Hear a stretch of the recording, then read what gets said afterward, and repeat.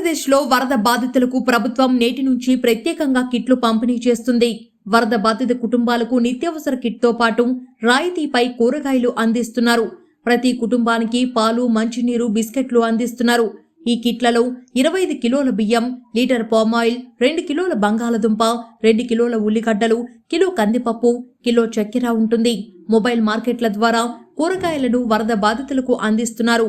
₹2, ₹5, ₹10 చొప్పున 3 స్థాయిల్లో ధరల్ని నిర్ణయించారు. అంతేకాదు అన్ని రకాల ఆకుకూరలు ₹2, ₹20 లోపు ధర ఫిక్స్ చేశారు. అదే కూరగాయలను ₹5, ₹20 పైన ఉండే కూరగాయలను ₹10 చొప్పున విక్రయిస్తారని ముఖ్యమంత్రి చంద్రబాబు తెలిపారు. ఇల్లు, షాపులు మునిగి పూర్తిగా నష్టపోయిన వారిని ఆదుకుంటామన్నారు. ముఖ్యమంత్రి చంద్రబాబు కేంద్ర రాష్ట్ర ప్రభుత్వ పథకాలను వర్తింపచేయడంతో పాటు ప్యాకేజీ పైన ఆలోచన చేస్తున్నామన్నారు.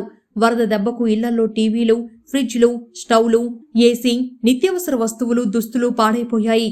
తలుపులు, వార్డ్రోబ్ సహా అన్ని మరమ్మతులు చేసుకోవాల్సిన పరిస్థితి ఉందన్నారు.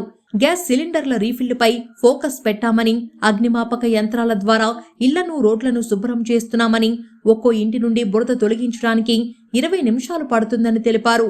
ఇలా ఒక్కో యంత్రం ద్వారా రోజుకు 250 నుండి 300 ఇళ్లు శుభ్రం చేయొచ్చని, విజయవాడకు ఇప్పటి వరకు 50 అగ్నిమాపక వాహనాలు వచ్చాయన్నారు. మరో 50కి పైగా అగ్నిమాపక యంత్రాలను తెప్పిస్తున్నామన్నారు. మరోవైపు వరద బాధితుల కోసం కూరగాయలు భారీగా సేకరించాలని ఉద్యాన శాఖ అధికారులను ఆదేశించామన్నారు చంద్రబాబు. ఎవరైనా కూరగాయల్ని, పాల రేట్లను పెంచితే కేసులు నమోదు చేస్తామని హెచ్చరించారు. అలాంటి వారిపై చర్యలు తీసుకోవాలని విజిలెన్స్ అధికారుల్ని ఆదేశించారు.